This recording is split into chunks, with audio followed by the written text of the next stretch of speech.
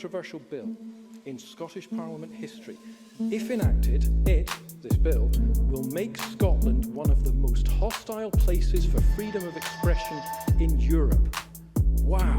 It seems to me that this is no way to make law. Women have spoken well through the generations, and they are speaking now, and they are telling you what their lived experience is. This Parliament needs to tackle these problems.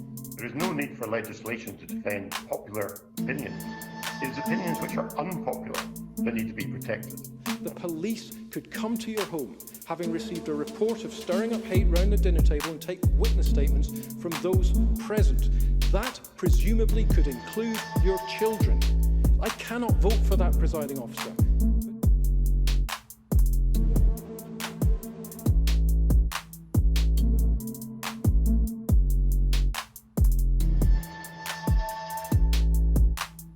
This is a very serious debate, very highly contentious, and if people are fed up at having to sit and listen to it, perhaps they shouldn't be in the chamber at all, and not recognising the significance of what we're doing here. I'm sorry if we're boring you, but it is our responsibility as MSPs to address these serious questions.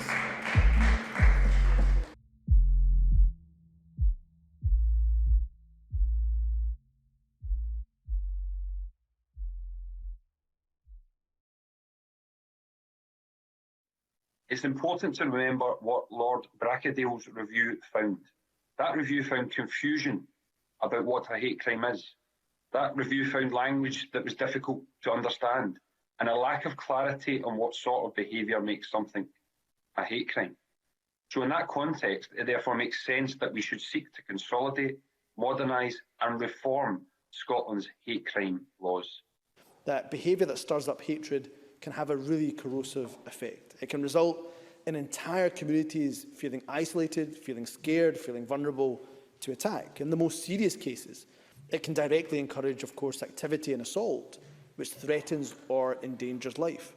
Members may well remember the so-called Punish a Muslim Day in 2018. I think, if I remember correctly, Anna Sauer raised the issue in the chamber with the First Minister.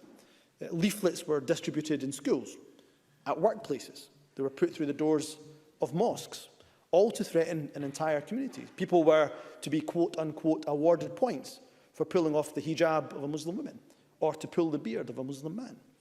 This, of course, with the intent of frightening and scaring, intimidating, and, of course, at its worst effect, assaulting and endangering the lives of the Muslim community. And Muslims were frightened. I know that not just from my personal experience, but from speaking to that community often. Muslims were frightened, they feared for their own safety. Some of them took a day off work. Some of them felt they had to keep their kids off school.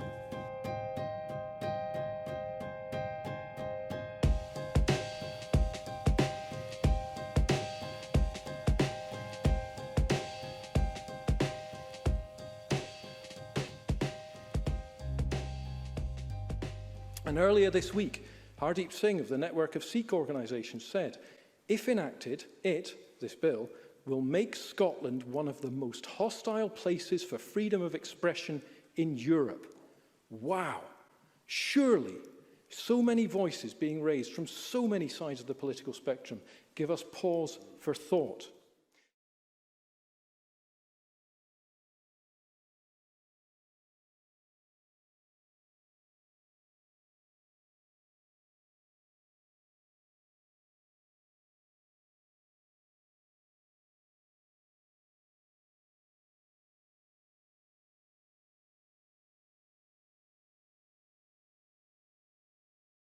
Amnesty International remind us the Scottish Parliament has a duty to ensure that the bill balances protection for freedom of expression with the obligation to prohibit incitement to discrimination, hostility or violence. The bill before us does not strike that balance.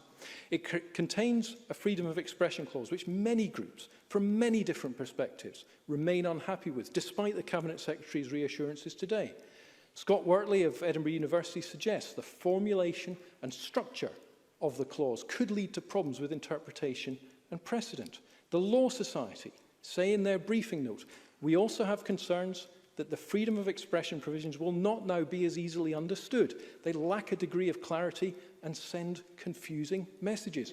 This bill contains no defence regarding private conversations in your own home. The police could come to your home, having received a report of stirring up hate round the dinner table, and take witness statements from those present.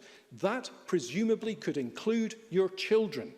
I cannot vote for that, presiding officer, but nor do we need to, because the government's own financial memorandum states that these offences will more accurately define hate crime, and adds the conduct in question would already constitute existing criminal offences, such as breach of the peace or threatening or abusive behaviour. Indeed, according to Murray Blackburn Mackenzie, it is not clear how expanding stirring up offences will fill a legislative gap on paper or reduce in practice the number of hate-related attacks on individuals in particular groups.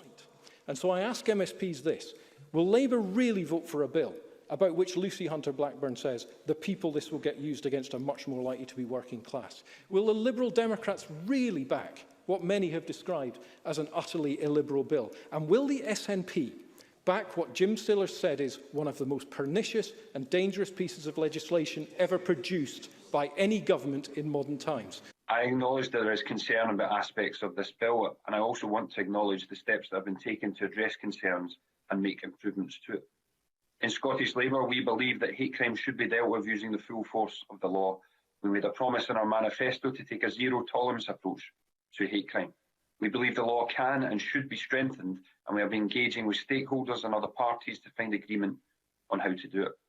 We need this bill because hate crime itself has become more widespread. Society has become more polarised and divided. All of us can see how raw and unpleasant some aspects of political debate have become, and how easily hate can rear its head. While social media has given old hatreds a new platform, we must remember that in truth, prejudice and hatred in this country never went away. Scotland is no different to the rest of the UK, and no different to many other countries in this regard. At times it feels that the more we have advocated tolerance, the less tolerance there appears to be. This bill is necessary to ensure there is accountability and prevent unacceptable ill will and malice.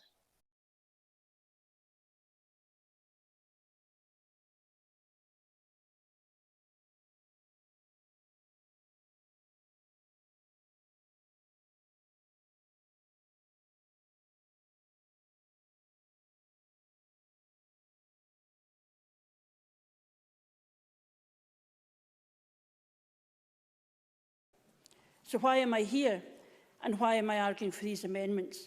One view is, of course, that I am driven by transphobia, an accusation that has been levelled at some women MSPs in the past by fellow MSPs.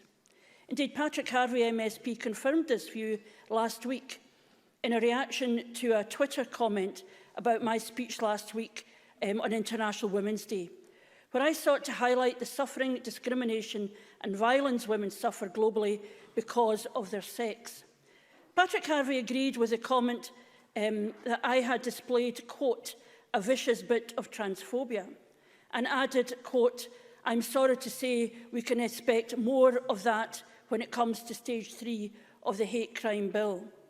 Now, perhaps we should forgive Patrick Harvie for letting his sense of male entitlement show, but to foreshadow a debate in this Parliament by ascribing the motive of hatred to me or to any others who want to participate in this debate, others have the audacity to disagree with him, frankly says a great deal more about his lack of self-awareness than it does about how we make good law. I would defend to the death Patrick Harvie's right to make those comments about me. But we should remember that the challenge in here is to have the serious debate about the impact on our communities. It is, of course, easier. It is easier to silence people because they are full of hatred rather than address their concerns. And I also note that the Cabinet Secretary has said there is actually a very high bar for anybody to be accused of threatening or abusive behaviour. But the truth of the matter is that Patrick Harvie regards what I said in the International Women's Debate about the discrimination women face because of their sex, matching that bar. And wouldn't it be an irony that in debating the issues around the hate crime bill, I become the subject of a report as the basis of what I've said in here about the provisions of that bill. That must trouble anybody who wants to have a serious discussion across our communities about what hatred means. But the truth is, I am here to speak up for my constituents, for women with whom I have worked for many years, who understand the scale of hatred and violence faced by women, and have no well-funded lobbying groups to press the case to government on their behalf. But in this bill, the truth is that the key lobbyists to whom the Scottish Government has responded at every turn, who have not stood with women, who have not argued for women to be included in this legislation, have done so at the expense of the public purse. They have argued against women being in this legislation without actually speaking to the women who fund their organisation through their taxes. Now, I've been patronised by many over the years. You learn to live with it. But it has been taken to new levels by those organisations who speak of equality and the needs of women, but never think to test their views against the women across our communities.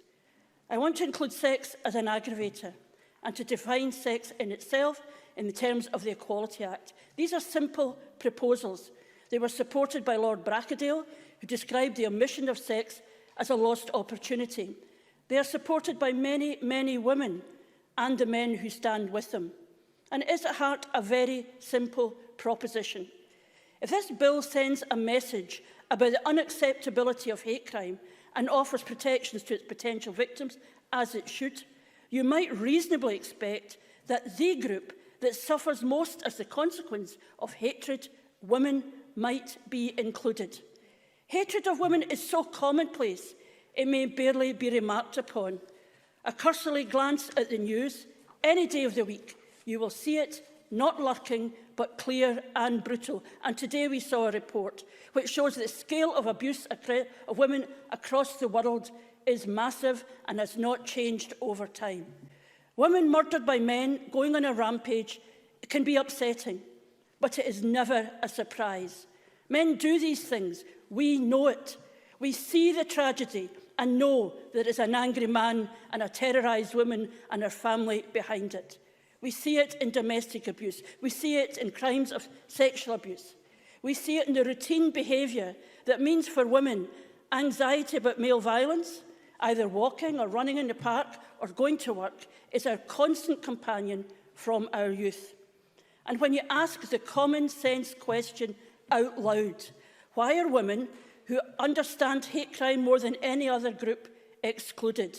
It is clear there is no answer on that question that could make sense of that decision. None. We're told it's complex. So is the bill. We're told that men are manipulative. We have no doubt there will be manipulative men who will manipulate any piece of legislation in here, including the other protected characteristics identified in this legislation. There are huge issues arise here for women, but we are content to outsource our thinking to a working group rather than wrestle with these issues of principle here. We have been given no evidence of the scale of the problem identified by those who want to put it into the working group. The working group can do very significant work, I don't doubt it, but the principle of whether women should be a protected group should be decided in here, because it means that when we campaign and have a national push to discuss the question of hate crime, women will be at the centre of it, not ignored. Even if people accept the outsourcing of work on this huge decision to a working group, with no evidence of why, it is essential that the Parliament defines the work of the group. This amendment makes clear what the definitions of men and women are. If you think those definitions are wrong or are up for debate, then say so, and we can have that debate here. It should not be for the working group being asked to look at the sex aggravator to come back with a new definition of sex and a new definition of man and women. These are big decisions that should be decided in this place. As Tim Hopkins of the Equality Network said, it is important that people can see themselves in the bill. Well, women are people too. Patrick Harvey. I certainly don't intend to ask to speak in all of the groups today, but I do feel the need to contribute on this group, especially given the extraordinary personal comments made about me earlier. We all know that legislation we pass in this Parliament cannot breach ECHR. If it attempts to do so, it can be struck down by the courts. And we know that a stirring up hatred offence has been in operation for decades without having been found to breach freedom of expression rights. But not everybody knows that this protection exists, and if there is a need for reassurance in the bill, without undermining the operation of the offence, as agreed through cross-party discussions leading to Amendment 11, then so be it. But some members have instead sought, either directly or tacitly, to have this bill endorse behaviour which is prejudiced, even if it isn't within the scope of the offence. We've already seen attempts to secure explicit legal protection in this bill for practices like dead naming and misgendering. While it may be possible for such expressions to be made in ways which do not meet the tests of this offence, nobody should be in any doubt that they very frequently form the basis of abuse directed against trans people in our society. And now, among other troubling amendments, Amendment 11B seeks specific legal protection, not for all views on a contentious topic, but solely for the expression of 3 beliefs which, taken together, represent a position which is incompatible with the Gender Recognition Act in any form, an act which has been in place for over 15 years, precisely because its absence was ruled a breach of trans people's human rights. Though some people seem unwilling to even acknowledge the existence of transphobia and even seek to defend its proponents, recent years have seen the growth of an extraordinary wave of hostility to trans people in politics and in the media, and promises made to them by all 5 parties here in this Parliament have been broken. Attacks against their equality and human rights and their access to healthcare are routine, as are attempts to claim that everyone supporting trans equality is a misogynist. And of course, I'm not just referring here to the spurious and absurd allegations made against me, because it also ignores the fact that so many of Scotland's women's and feminist organisations are intersectional and trans-inclusive, rejecting the idea that trans people's rights and women's rights are in conflict. I've even seen well-respected organisations like Rape Crisis Scotland and Glasgow Women's Library denounced as misogynist simply because they don't discriminate against women who are trans. All of this is, of course, deeply harmful to trans people, and it would be made far worse if Parliament today passed amendments seeming to legitimise such attacks against them. But we should also be clear about the deeper threat. There are anti-trans campaigners openly working with religious far-right organisations from the US, which in turn are open about their strategic goal of using trans equality as a wedge issue to fragment the equalities movement. At least one such organisation is already active in Scotland and has been quoted approvingly by members of this Parliament. Let's not kid ourselves that if they succeed in opposing trans people's equality and human rights, that they will be satisfied with that. Their next target may be sex education, or equality in family law, or HIV drugs on the NHS, or abortion rights. You don't need to look far to find anti-trans activists arguing against all of these things.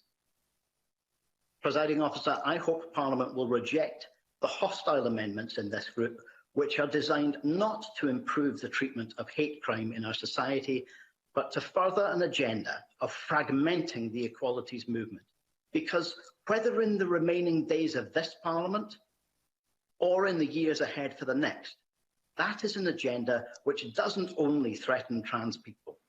Ultimately, it will threaten any and every marginalised group whose rights have been won by solidarity and are opposed by those seeking to fragment us against one another. Thank you, Presiding Officer. Thank you very much, Mr Harvey. Can I call Elaine Smith to be followed by Liam MacArthur? Thank you, Presiding Officer. Well, I think we're quite clear now about Mr Harvey's views and motivations. Can I just read out, I wasn't going to do this, I had remarks I wanted to make, but I'm just going to read out the tweet from about last week's International Women's Day debate. The tweet said, "Oh, there's a vicious bit of transphobia in the International Women's Day 2021 debate. Thanks, Joanne."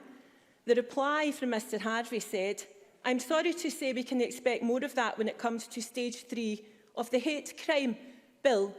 Now, I would ask anybody in this chamber to look at those International Women's Day speeches last week and to tell me where the transphobia was in any of those speeches.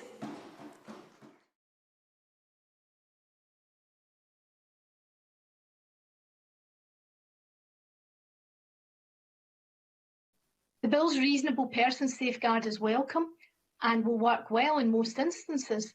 However, it will not work where there are very polarised views, and in particular the debate around women's rights and trans identity means that views which might be considered inoffensive and factual by some people will be perceived as hateful and abusive by others. My Amendment 11G seeks to address that problem without extending the freedom of expression given to religion to other characteristics, as I too am aware of the unintended consequences that that might cause, particularly in the protected characteristic of disability. I know that it is not the Cabinet Secretary's intention to see people falsely accused. On the 26th of October last year, he told the Justice Committee that, quotes, "people should have the right to be offensive and to express controversial views." My Amendment 11G puts this reassurance on the face of the bill within his freedom of expression provision in a way that is absolutely crystal clear and will help law enforcement. You will see from your MSP inboxes that many people share my concerns about the need to strengthen freedom of expression, and in particular women concerned about calls that anyone who identifies as female must be accepted as such without exception, to use the words of campaigning groups.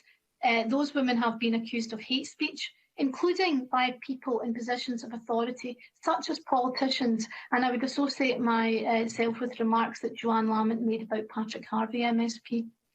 Women branded hateful include sportswomen like Martina Navratilova and Sharon Davis after they raised concerns about female sports. Women's Hour's Jenny Murray, often considered a national treasure, Germaine Greer and even J.K. Rowling, after she disclosed details of her own domestic abuse, have all been no-platformed and accused of hate. Lesbian feminist philosophers such as Professor Kathleen Stock, OBE, of Sussex University, have been subject to terrible abuse, and human rights lawyers such as Professor Rosa Friedman of Reading University had urine smeared on her office and was followed home.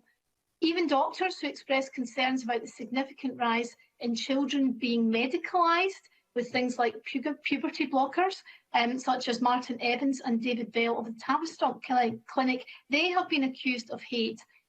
In England, the criminal defence barrister Alison Daly, a black lesbian feminist, is currently challenging a very well-known publicly funded charity who had pressed her employer to take action against her. Some women have already lost their jobs for talking about these issues. So there's absolutely no doubt in my mind that the individuals who have no platform, bullied and tried to silence these respected men and women will use the hate crime legislation. And in doing so, they will consider themselves to be perfectly reasonable. Many will be in influential senior positions in public bodies. A couple of years ago, a spokesman for the Scottish Trans Alliance urged supporters to report feminist stickers opposing the GRA, which were, I believe, in Edinburgh, to report them as a hate crime. Many public authorities, including the police, receive training from trans rights organisations whose definition of hateful behaviour is very wide indeed.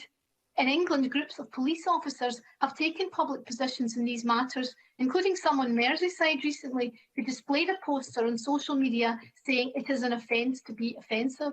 The Chief Constable later apologised, but clearly there are people in law enforcement who share these views. There are people in senior positions who share these views, and all of them would consider themselves reasonable. It would be nice to think that Police Scotland would take a more sensible view, and I hope that they will, but good laws should not be made by crossing our fingers. So we include cross-dressers in the bill. We don't include women in the bill. So what happens? Is there a loophole then if a trans woman, if someone says, but I didn't know they were a trans woman, I thought they were a woman? Is that a loophole? Cabinet Secretary. So actually, the reverse could also be true. So a woman who was born a woman and then they were the subject of transphobic hate, then of course a transphobia aggravator could be applied, because it is the motivation that is the prejudice that is motivating that hatred. That is how an aggravator works. It has always worked in that way. If I can give you a more simple example, I can see Elaine Smith is saying that she doesn't understand. If somebody of my colour of skin with a, well, if she wants to intervene.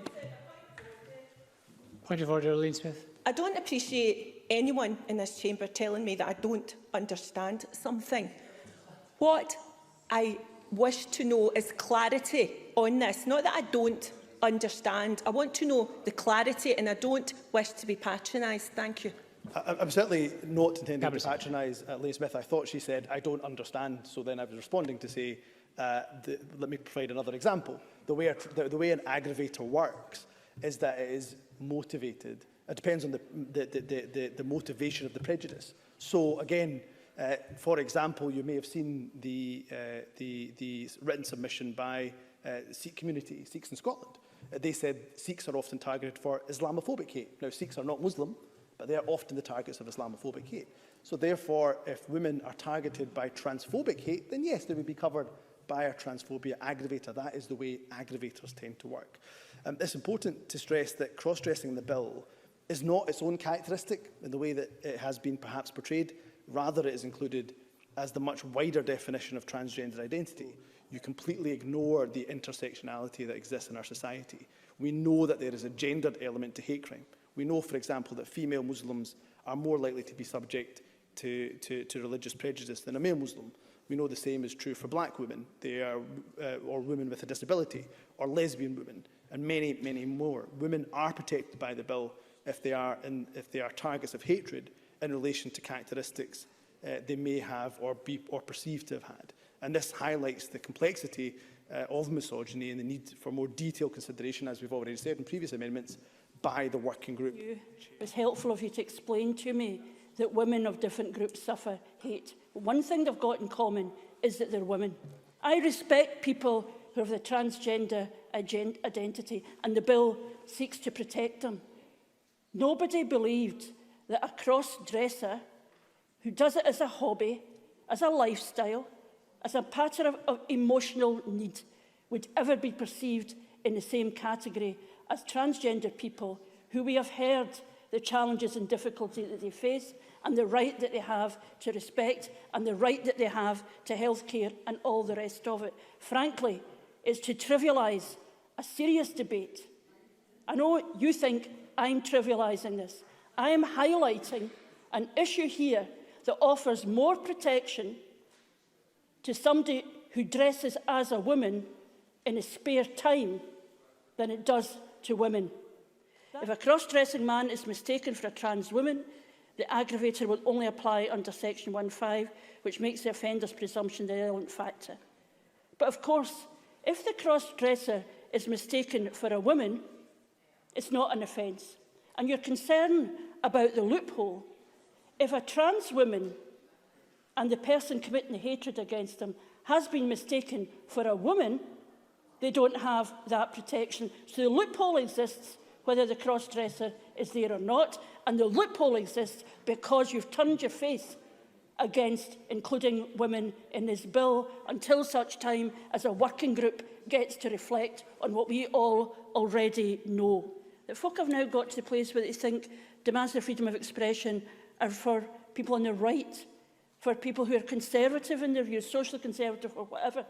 And clearly there are some people who are making that case on the basis of their particular views at a particular time, which some people may regard as on the political spectrum on the right. But the truth is, we all need protection from freedom of expression. My party is founded saying things and believing things that at the time were regarded as out there, unacceptable. The women's movement knows that they had to break barriers. They had to say things that were seen as unacceptable, that the establishment didn't regard as reasonable, and at a time would have been regarded as beyond the pale. And we can see in more recent history how social movements, indeed the LGBT communities themselves, social movements have said and challenged things which people would have regarded beyond the pale. So we know that it's necessary. I went to a meeting at Edinburgh University, it must be, a couple of years ago now. And I've been going to political meetings for a very long time. I cannot remember ever being at a meeting that was so conscious of the need for security. And a women's meeting to talk about these issues. And we needed security that I don't recall ever seeing. That tells you what it's like for a woman who wants to express the views that are put in these amendments I have mentioned today. Presiding Officer, hate is now such a contested term, and I am worried that members of this Parliament are complacent about the atmosphere in which women are currently arguing that sex is something that continues to matter in shaping their experiences of the world. And I know this from my own experiences over the last 2 years, saying that sex matters. I was branded hateful online for questioning NHS Scotland policy, which stated that a baby's gender was assigned at birth. I know that not to be true, and that my son's own sex was clearly observed and recorded at birth. But for that branded to be hateful is perhaps an example of the atmosphere that we are operating in. Now, the campaign group Women's Place UK, who submitted written evidence on the bill at stage 1, told us about the violent threats and protests they have faced at almost all of their 27 public meetings, including a bomb threat. I was at the meeting that Joanne Lamont talked about, and many other of my colleagues in the chamber were as well, and never have I felt the intimidation at over 25 years now of going to political meetings that I did then. That was at Edinburgh University. And just yesterday, the Edinburgh University student newspaper reported that transphobic stickers had been found on campus. Now, these stickers included one that said, "Do you believe that male-sexed people should have the right to undress and shower in a communal changing room with teenage girls?" Now, when similar stickers were found on campus previously, an activist group encouraged people to report them to the police. The university principal was reported to have said the perpetrators would be traced via CCTV footage, and he reported stickers to the police. Now, Adam Tompkins in his contribution told us that the test is that the person shows they were being reasonable in the circumstances. I would ask him both about the sticker posters and the Edinburgh University principal, were they being reasonable in the circumstances? Presiding Officer, I don't think the Tompkins amendment is clear enough. Professor Tompkins knows as well as I do that over the years the courts have been biased towards women. And indeed, there was a book written about this and draws on Scottish examples by Helena Kennedy, the very person who is heading up the working group. We know that they have been biased over years. And it was just about 2 years ago that a dental student in Scotland got off with sexually abusing a young girl because the male sheriff said it would be harmful to his dental career to have this crime against his name. The bias is apparent. So I would ask Professor Tompkins, does his amendment not require the more specific detail that Joanne Lamont has provided? And indeed his contribution in the Group 2 debate, saying that more specifics are required in the legislation, would suggest that perhaps he does. Presiding Officer, I would draw my remarks to a close by saying that in an atmosphere like this, anything short of a provision which puts beyond doubt that basic statements about sex are not of themselves abusive under the bill will leave women exposed to unpredictable judgments by frontline police officers and the courts. And before that, maybe even their employers. The only safe option for women will be constant self-censorship, which will be an invisible, corrosive effect and antithetical to healthy democratic debate. The Parliament should not be so complacent about setting up such a situation. Thank you, Presiding Officer. Thank you very much, Ms Mara. Can I call Patrick Harvey to be followed? The scale of the challenge to silencing the chilling is real. Now, it's not that real for me. I'm old. But it is real for younger people who feel that they can't freely express their views. And I think Adam Tompkins, with respect, is offering hope, but no guarantees. And I'll finish on this final point, on Amendment 11B. This amendment provides a clear point of reference in the face of the law for those taking part in debates on sex and gender identity. It puts beyond doubt that certain things should not be treated as being abusive or threatening under the law based simply on their content. Those things are asserting or advancing or rejecting any proposition which follows from the view that sex is physical, binary characteristic that cannot be changed, that the terms woman, man and related terms refer to sex as such a characteristic, and that a person's sex may be relevant to that person's experience or relevant to other persons. You have had a briefing about this amendment from the Equality Network, and it calls this an unnecessary laundry list. What are we women like with our laundry lists? An unnecessary laundry list of matters relating specifically to transgender identity that, quote, includes propositions that fundamentally undermine trans people's long-established rights.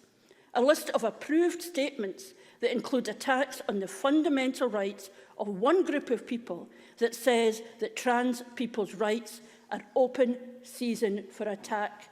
That is the interpretation of the Equality Network of what other people would regard as an entirely reasonable, legal, logical, sensible thing to say.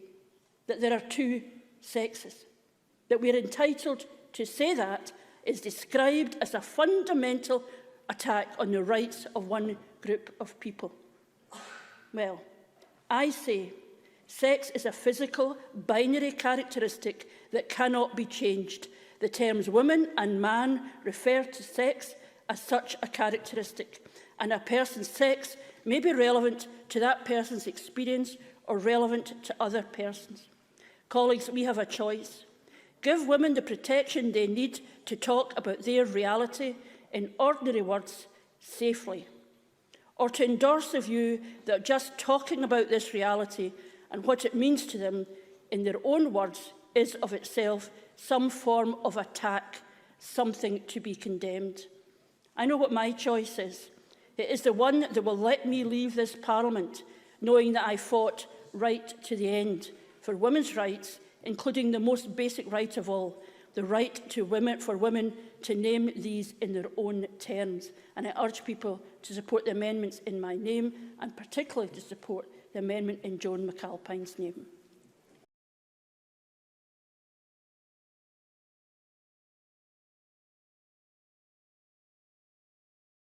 I hear people have said that this is a good debate.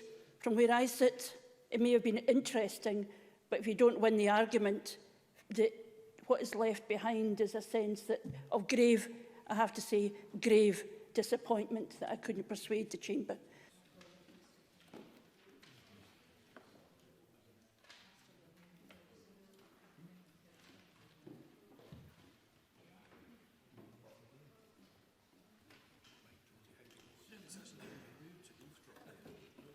There is no need for legislation to defend popular opinions. It is opinions which are unpopular that need to be protected. And substantial concerns remain as to the impact that this bill will have on those expressing views not held to be part of the mainstream.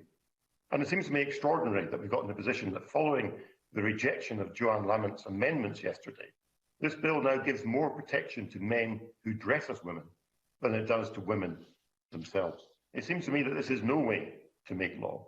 What I would like to have seen is for the Scottish Government to withdraw Part 2 of this bill in its entirety, as Liam Kerr suggested. We would then have had unanimity around passing parts 1 and 3 and got good legislation onto the statute book, and then we could have taken back part 2 in a separate piece of legislation in the next Parliament with time to properly build consensus.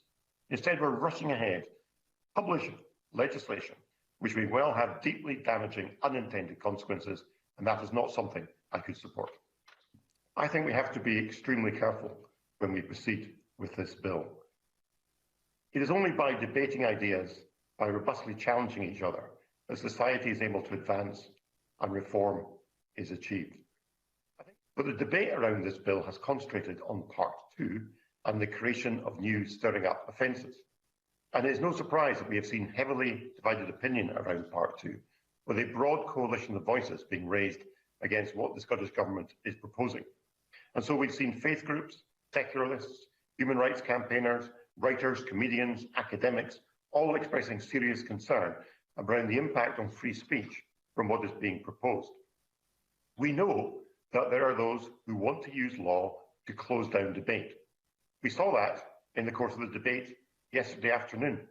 There's no more current example of that issue than the dispute between trans activists and feminists over the definition of what is a woman or the need to protect women's spaces. And there's a real concern that the legislation we pass today will be weaponised by those who want to close down debate, who want to silence those who simply take a different view. And we heard a flavour of that in the debate yesterday afternoon in what was a chilling contribution by Patrick Harvey in response to a series of speeches by women MSPs raising their legitimate concerns about.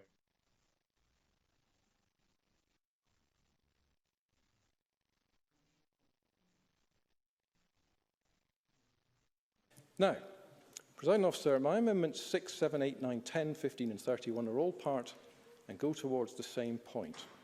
From the start of this process, I've argued that part 2 needed to be removed and rethought because we have to get this right. Presiding Officer, in this, the most controversial bill in Scottish Parliament history, most of the concerns have centred on part 2. The bill, as amended, requires that behaviour must be judged abusive or threatening by a reasonable person and be intended to stir up hatred. Now, that's a considerable improvement, but these terms are not further defined.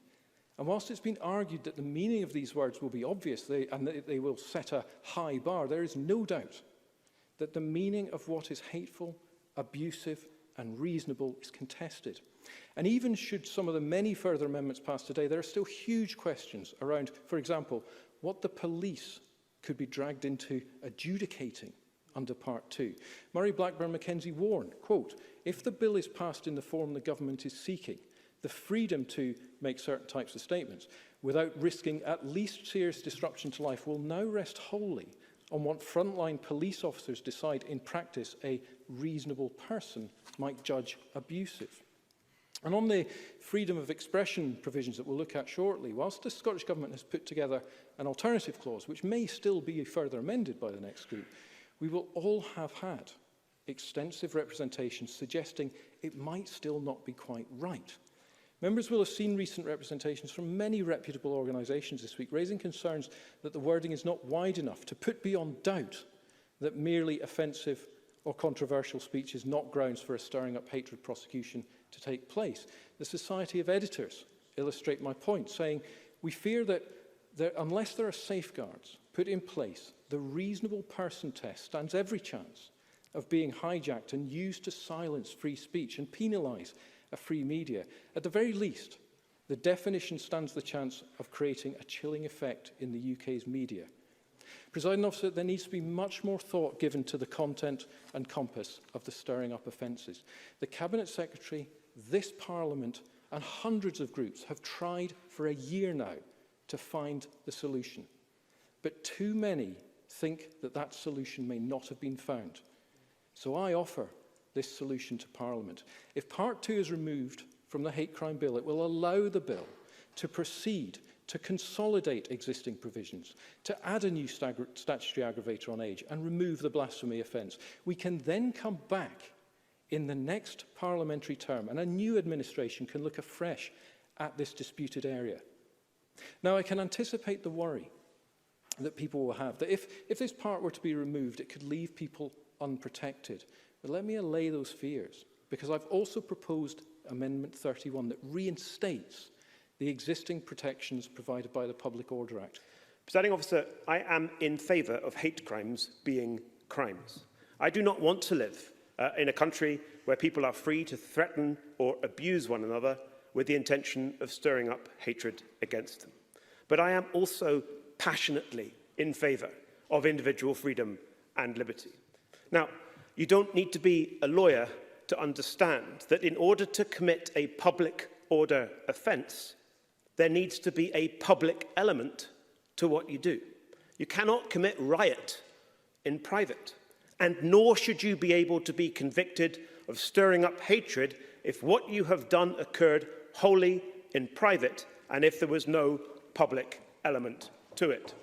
This is the effect of the law at the moment. Section 18 of the Public Order Act, which criminalises the stirring up of racial hatred, provides that the offence is not committed if the accused's behaviour takes place inside a dwelling and is not seen or heard by others. Now, it is of course the case that the criminal law does not stop at the threshold of one's home. If I were to invite half a dozen pals to my home and treat them to a rant of anti-Semitic bilge, and they go off and desecrate the nearest synagogue, of course I should be liable for a hate crime. Of course I should. I've invited people into my home and used it as a platform for sharing my racist, bigoted views. Such behaviour would be caught by the hate crime bill as it is presently drafted, and my Amendment 5 would do nothing to alter that. But consider a different example. Imagine that I have a family gathering, a Friday night supper, at which my unreconstructed and somewhat embarrassing elderly uncle makes disparaging remarks about a same-sex couple. And my somewhat oversensitive 15-year-old daughter, offended at what she's heard, tells her best friend about what's been discussed around my family dinner table. Her friend's father is a police officer, and the next thing we know, there's a knock at the door, and my elderly uncle is under criminal investigation. Is this really where we want the hate crime bill to go? To family dinner table conversations, wholly in private, with no public element at all? I don't think so, Presiding Officer, and the Justice Committee didn't think so either. To the unanimous all-party conclusion of the Justice Committee, who took extensive evidence on this point. And giving effect to that conclusion is exactly what my Amendment 5 does. We all need a safe space where we can let off steam. The right to respect for private and family life and for home is a fundamental human right. If we abuse our homes, inviting others into them and converting them into platforms for threatening or abusive behaviour that intends to stir up hatred, then of course the criminal law should apply. So my amendment is not a dwelling defence. It doesn't exclude everything that happens inside the home from the criminal law. It's a privacy defence. Presiding Officer, there is a realm of personal liberty which the government may not enter. Existing stirring up offences recognise this. But while I commend Liam Kerr's persistence, if not his confusion, over these issues, I cannot support what I would consider to be quite a regressive amendment. I would urge members to wholeheartedly reject Amendment 6. I believe that our criminal laws should provide comprehensive protection for our most vulnerable groups in society from the very damaging effects of behaviour that stirs up hatred through a standalone offence which reflects the precise nature and the gravity of its effects. It would result in Scotland actually having the weakest protections in the area of stirring up hatred across the whole of the UK. We sometimes forget in this debate that there are stirring up offences that exist right across the UK, in England and Wales, and indeed in Northern Ireland. But if we were to accept Liam Kerr's amendments, Scotland would, by quite a distance, have the weakest protection in law for those vulnerable communities. Presiding Officer, support for Liam Kerr's Amendment 6, I think, would send a very damning message to all victims of hate crime. I'm very grateful to the Cabinet Secretary. He will be aware that Lord Bracadale supported the inclusion of a dwelling defence, a dwelling provision, when he gave evidence to the Parliament. So precisely why, in legal terms, is the Cabinet Secretary not going for this? Has he had legal advice on this? Cabinet Secretary. Yes, of course I've had advice from the Scottish Government Legal Directorate, also from my officials, but I will come to explain why I'm not supporting Lord Brackendale. I didn't accept all of Lord Brackendale's amendments, as we saw with his recommendation around race, his recommendation around gender aggravators, he called it. So you know, Lord Brackendale and why I didn't agree with him, I will come to exactly at this point. It's entirely clear that, for me, the offences are, I think, entirely clear now, that where you have a new stirring up hatred offence, it can only be committed where a reasonable person, and that is a common law term, a reasonable person test, a reasonable person, it's an objective test, would consider behaviour or communicated material, wherever it might take place, to be threatening or abusive, intended to stir up hatred, and the behaviour or communication of that material was not reasonable. Presiding Officer, Amendment 5 creates the same entirely artificial distinction as those amendments which were roundly rejected during Stage 2. Fundamentally, I think Amendment 5 fails to recognise that when the offence of stirring up hatred occurs within a private space, that does not avoid the wider harmful impacts that such offences seek to prevent. Let us all be clear. The effect of behaviour that stirs up hatred can and will be felt well beyond the four walls of the private space or dwelling in which they occur. It has the potential for life-threatening implications for members of the targeted group if the incitement of acts of violence through threatening or abusive behaviour intended to stir up hatred are acted upon. I am firm in my view, if someone engages in threatening or abusive behaviour or communication with the intention of stirring up hatred, the criminal law should be capable of addressing such conduct, regardless of where it occurs. I fear that the Cabinet Secretary, no doubt inadvertently, is mischaracterising the nature of what is said in Amendment 5. It's perfectly clear from the words of Amendment 5 that if anybody invites members of the public who are not members of their family into their home for a meeting about anything, that's not a wholly private event. That is an event with a public element. The Cabinet Secretary says that this is an amendment that lacks definition.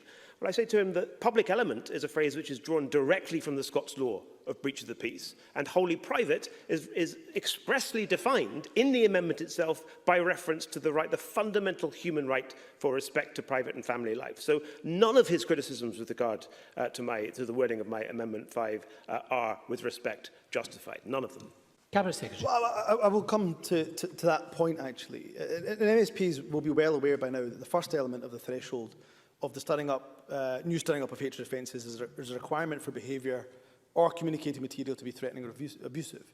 For me, that is the same threshold that has existed in Scots criminal law since 2010 with the statutory offence of threatening or abusive behaviour. Yet that offence, which has been prosecuted thousands of times over the last decade, does not have a defence if it occurs in private, for very good reason, because why should threatening or abusive behaviour be treated differently depending on the conduct, on where the conduct may have occurred? It would mean Scots law operated so that threatening or abusive behaviour without the intention to stir up hatred is an offence when committed wholly in private, while threatening or abusive behaviour with the intention of stirring up hatred would not be an offence if committed wholly in private. That, to me, does not seem to be a sensible approach for Parliament to adopt. I note that Mr Tompkins suggests you don't need to be a lawyer to understand a public order offence requires a public element. I should say the public order element of the long title is to do with the blasphemy law, the repeal of the blasphemy law. But, Presiding Officer, while of course I am not a lawyer and I would not claim to have the expertise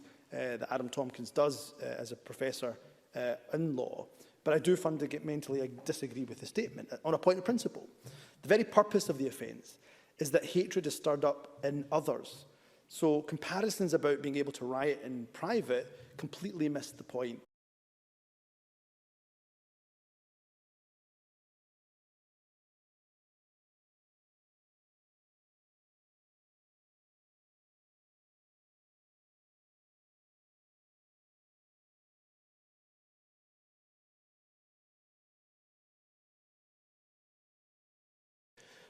Presiding Officer, the Hate Crime Bill is a much changed piece of legislation when compared with the bill that we first debated here in this chamber last September. On that occasion, my Conservative colleagues sought to have Part 2 of the bill, the provisions that concern the stirring up offences, removed from the bill entirely, on the basis that they constituted an unwarranted and dangerous attack on freedom of expression. The Conservative motion, rightly or wrongly, was heavily defeated. And ever since then, it has been clear that this bill would pass, despite all the many criticisms it has attracted and continues to attract from lawyers, from faith groups, from campaigners, and especially from women. In the months since then, all my work on this bill has been designed to try and address those criticisms and to fix this bill. Presiding Officer, so significantly and substantially amended is the hate crime bill that it is no longer the grave threat to freedom of speech that it once was. First, the stirring up offences, other than as regards race, can now be committed only when the accused intends to stir up hatred. Second, offences about theatres and public performances and possession of inflammatory material have been removed from the bill entirely. Third, we've clarified on the face of the bill that behaviour or speech is threatening or abusive only when a reasonable person would consider it to be threatening or abusive. Fourth, we've said in terms that mere discussion or criticism of matters relating to the protected characteristics is not to be taken as threatening or abusive. And fifth, we've emphasised that just because someone feels offended or shocked or disturbed by what is said does not mean that the criminal threshold has been crossed. But, Presiding Officer, even these changes, welcome and essential as they all are, have not quelled the very real fear that continues to stalk this land because of this bill. People are afraid, in particular women, and that this bill has induced such fear in the women of this country should make us all pause. In particular, it must be widely understood that just because you are offended or hurt or upset by something that someone has said about an aspect of your identity does not mean that a hate crime has been committed. Presiding Officer, even if this bill does not pose the grave risk to free speech that it once did, the same cannot be said for the equally worrying threat that this bill continues to pose for privacy. I wish I could say that this bill poses no threat to private and family life. But because I cannot say that, I cannot and will not vote for this bill at decision time today. I don't want to live in a Scotland where people are free to threaten or abuse one another, intending to stir up hatred. But when legislating in this or indeed any other area, Parliament must ensure that its legislation respects and does not infringe our human rights. And it is a matter of real regret to me that this bill does not meet that test.